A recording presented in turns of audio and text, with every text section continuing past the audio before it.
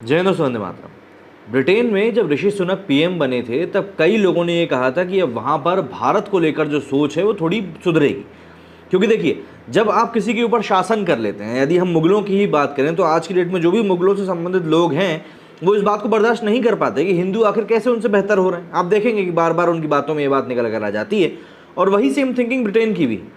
Britain में जो वहाँ के लोग हैं, ब्रिटेन के जो मूल निवासी हैं, वो लोग बिल्कुल भी इस बात को बर्दाश्त नहीं करते हैं कि भारतीय किसी भी तरीके से उनके ऊपर हावी हो जाए। अब वहाँ पर पीएम भले ही ऋषि सुनक बन गए हो, लेकिन यदि आप ध्यान देंगे तो आप देखेंगे कि वहाँ पर भारत को लेकर बातें तो बिल्कुल होती ही नहीं है, और होती भी है तो विरोधाभास से भरी हुई आती है। बीबीसी की जो डॉक्यूमेंट्री बनी नरेंद्र मोदी को लेकर, वो भी इसी बात का जीता जागता उदाहरण है। इसके बाद में अमृतपाल की गिरफ्तारी को लेकर जो भी कुछ अभी छापेमारी चल रही है भारत में, उसके बाद खालिस्तानी तत्वों ने जिस तरीके से भारतीय एम्बेसी में जाकर भारतीय झंडे को उतारकर वहां खालिस्तान का झंडा लगा दिया, आप जरा समझिए कि कितने बड़े मैग्नीट्यूड की बात है। इसको इस बात से समझें कि यदि भारत में ब्रिटेन की जो एम्बेसी है वहां पर कोई शरारती तत्व पहुंचकर ब्रिटेन का झंडा निकाल दें, जला दें, तो क्या करेंगे ये लोग? पूरा का पूरा यूरोप एक साथ खड़ा हो जाएगा भारत के खिलाफ, ये होगा। लेकिन अब ये वो जो चुप्पी है, ये वाकई में थोड़ी बहुत नहीं, काफ़ी ज़्यादा दिक्कत देने लगी। और भारत इसका कैसे क्या जवाब दे सकता है, ये समझेंगे हम इस वीडियो। ये दिन पर दिन तय होता जा रहा है कि ब्रिटेन की अफसरशाही और वहाँ का सरकारी तंत्र का एक बड़ा हिस्सा भारत विरोधी सोच से ओतप्रोत है। लंदन में तिरंगे का अपमान को लेकर नरेंद्र मोदी सरकार ने बर्दाश्त की सीमा के बाहर मानते हुए ब्रिटिश सिस्टम को सबक सिखाने का मन बना लिया है, जो खालिस्तानियों को मूक समर्थन दे रहा है। मोदी सरकार मानती है कि प्रधानमंत्री ऋषि सुनक के नेतृत्व वाली मौजूदा ब्रिटिश सरकार के मन में भारत के प्रति कोई खोट नहीं, लेकिन वहां के सरकारी तंत्र में शीर्ष पर बैठे आला अमलों पर भारत विरोधी एजेंडा दिन ब दिन हावी होता जा रहा है। यही वजह है कि भारत से मिली चेतावनियों को भी बिल्कुल भी तवज्जो नहीं दी जा रही, जिस कारण वहां सिख आतंकवादियों की धमकियां लगातार बढ़ती जा रही। ब्रिटिश सिस्टम भारत विरोधी ताकतों के प्रति नरम दिल है। भारत को पहली बार ये पक्का विश्वास तब हो गया था जब 2019 में सीएए और आर्टिकल 370 के मुद्दे पर वहां खालिस्तानियों ने जबरदस्त कोहराम मचाया था। भारत ने पहले ही ब्रिटेन को सतर्क कर दिया था कि खालिस्तानी बवाल काट सकते हैं, लेकिन ब्रिटिश सिस्टम बिल्कुल उदासीन बना रहा। इस कारण ब्रिटिश सरकार ने प्रदर्शनकारियों के प्रति कड़ाई नहीं बरती, जिससे खालिस्तानियों को ब्रिटेन में भारत विरोधी और खासकर की मोदी सरकार के खिलाफ एजेंडे को हवा देने की खुली छूट मिल गई। तब से खालिस्तानियों का मनोबल और बढ़ गया है और वो वहाँ पर भारत विरोधी गतिविधियाँ लगातार बढ़ाने लगे। इसका परिणाम ये है कि रविवार को लंदन स्थित भारतीय उच्चायोग की बिल्डिंग से झंडा उतार दिया गया। हैरत की बात यह है कि उन्हें रोकने वाला वहाँ पर कोई नहीं था। भारत सरकार ने भारतीय उच्चायोग, उसके कर्मचारियों और देश भर के भारतीयों की सुरक्षा को लेकर ब्रिटिश सिस्टम की ऐसी उदासीनता को लेकर इस बार काफ़ी गंभीरता से लिया है। भारत सरकार गोधरा दंगे पर बीबीसी की डॉक्यूमेंट्री को भी ब्रिटिश सिस्टम के भारत विरोधी सोच का हिस्सा मान रही है। सरकार का मानना है कि सुप्रीम कोर्ट के फैसले के बाद भी बीबीसी की तरफ से डॉक्यूमेंट्री रिलीज किया जाना भारत विरोधी और खासकर के मोदी सरकार विरोधी एजेंडे का ही एक प्रमाण है। सरकार का कहना है कि भारत की शीर्ष अदालत ने अपनी देखरेख में गठित एसआईटी की जांच रिपोर्ट के बाद न सिर्फ नरेंद्र मोदी के नेतृत्व वाली तत्कालीन गुजरात सरकार को क्लीन चिट दे दिया था, बल्कि साफ तौर पर कह दिया था कि इसमें विरोधी पक्ष ने एजेंडा चलाया था। अब देखिए, इस बार अगर हम सोर्सेस की माने तो तिरंगे के अपमान पर मोदी सरकार बेहद गंभीर। इस बार वो सिर्फ नई दिल्ली में ब्रिटिश उच्चायुक्त और ब्रिटेन में अपने उच्चायोग के जरिए वहां की सरकार के सामने विरोध जताने तक सीमित नहीं रहने वाली है। कहा जा रहा है कि इस बार मोदी सरकार ब्रिटेन को साफ तौर पर समझा देगी कि अगर ऐसा चलता रहा तो भारत के साथ संबंध सही नहीं रहेंगे, और इसकी आंच जो है वो सीधे सीधे दोनों देशों के व्यापारिक रिश्तों पर भी देखने को मिलेगी। निश्चित रूप से ब्रिटेन को भारत का बाजार खोकर बड़ी कीमत चुकानी पड़ेगी। ब्रिटिश सरकार पर भारत के सख्त रवैये का कितना असर होगा, ये भी 2 दिनों में ही सामने आ जाएगा। दरअसल खालिस्तानी संगठन सिक्स फॉर जस्टिस ने 22 मार्च को ब्रिटेन में भारत विरोधी प्रदर्शन करने का ऐलान कर रखा है।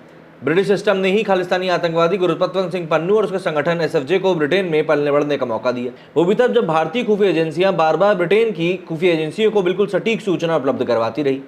चूंकि ब्रिटेन की खुफिया एजेंसियों में शीर्ष पर बैठे अधिकारियों के मन में भारत विरोधी जहर भरा हुआ है, इस कारण भारत में मिली सूचनाओं पर कभी भी कोई ठोस कार्रवाई करी नहीं गई। उधर खालिस्तानी संगठन न केवल ब्रिटेन में सिख युवकों को भारत विरोधी एजेंडे के लिए तैयार करता रहा, बल्कि जबरदस्त फंड जुटाने में भी मदद करता रहा है। आज ब्रिटेन में खालिस्तानियों ने जड़ें जमा ली। एसएफजी की ब्रिटिश सिस्टम पर पकड़ का अंदाजा इसी बात से लगाया जा सकता है कि वहां से कई देशों में खालिस्तानी एजेंडे को हवा दी जाती है। ब्रिटेन में आज खालिस्तान के कई बड़े बड़े हैंडलर्स मौजूद हैं। इन्हीं में अवतार सिंह खान्ना ने लंदन में भारत के हाई कमीशन के बाहर कट्टरपंथी सिख युवकों को जमा किया और तिरंगा उतरवा दिया।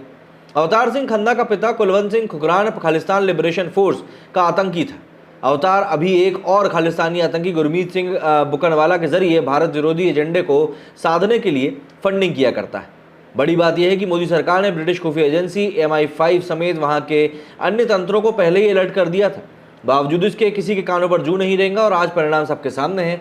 लेकिन इस बार मोदी सरकार ब्रिटिश सिस्टम के इस बेपरवाही को बर्दाश्त करने के मूड में नहीं है।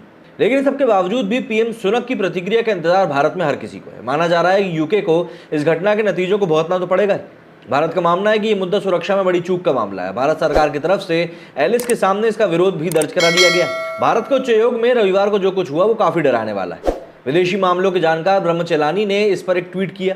उन्होंने कहा कि ये काफी दुखद है कि एक भारतीय मूल का पीएम होते हुए भी यूके के साथ भारत के रिश्ते खराब होते जा रहे हैं। उनका कहना है कि चाहे जो भी हो, यूके इस बात से बच नहीं सकता कि भारतीय उच्चायोग पर जो भी कुछ हुआ वो उसका दोषी। ब्रिटेन के राजदूत एलेक्स एलिस ने इस घटना के सामने आते ही इसकी बड़ी निंदा कर दी थी। उन्होंने कहा कि इस तरह के वारदात को बिल्कुल भी स्वीकार नहीं किया जा सकता। लेकिन यहाँ पर समझने वाली बात सबसे बड़ी यह है कि उच्चायोग के बाहर बिल्कुल भी सिक्योरिटी नहीं थी और इस वजह से ही खालिस्तानी उच्चायोग के अंदर दाखिल होने में सफल हो पाए। लेकिन इस नए घटनाक्रम का वीडियो भारत की तरफ से खालिस्तानियों और इसके समर्थकों के लिए करारा जवाब माना जा रहा है। इसके साथ ही भारत की तरफ से स्पष्ट कर दिया गया है किसी भी सूरत में इन खालिस्तानियों के आगे घुटने नहीं टेके जाएंगे। कई विशेषज्ञों का मानना है कि यूके की सरकार को इस घटना के गंभीर नतीजे भुगतने होंगे। इसके अलावा भारत सरकार की नजरें अब इस बात पर हैं कि सुनक सरकार इस पूरे मामले पर क्या एक्शन लेती। मोदी सरकार की तरफ से यूके की सरकार और इंटेलिजेंस एजेंसी MI5 को आगाह किया गया था कि खालिस्तानी समर्थक मार्च में कुछ बड़ा करने की साजिश कर रहे हैं। लेकिन इसके बाद भी वहां की सरकार ने कुछ भी नहीं किया। अब 22 मार्च को जो तारीख मैंने पहले ही आपको बताई कि वहां पर भैया कोई बड़ा एक प्रदर्शन करने की एक पूरी प्लानिंग की जा रही है, उसके बारे में देखना होगा कि ब्रिटेन जो है क्या बड़ा कदम उठाता है। मतलब ब्रिटेन जो भी कोई कदम उठाएगा उससे साफ हो जाएगा कि आने वाले समय में भारत और उसके संबंध किस तरीके से आगे बढ़ने वाले हैं। क्योंकि देखिए, अगर भारतीय उच्चायोग वहां पर सुरक्षित नहीं है तो आखिर कैसे ब्रिटेन की सरकार ये उम्मीद कर सकती है कि भैया दोनों देशों के बीच में संबंध है वो मधुर रहेंगे। यहाँ पर बार बार ये कहना कि ऋषि सुनक भारतीय मूल के हैं, ये काफ़ी नहीं है।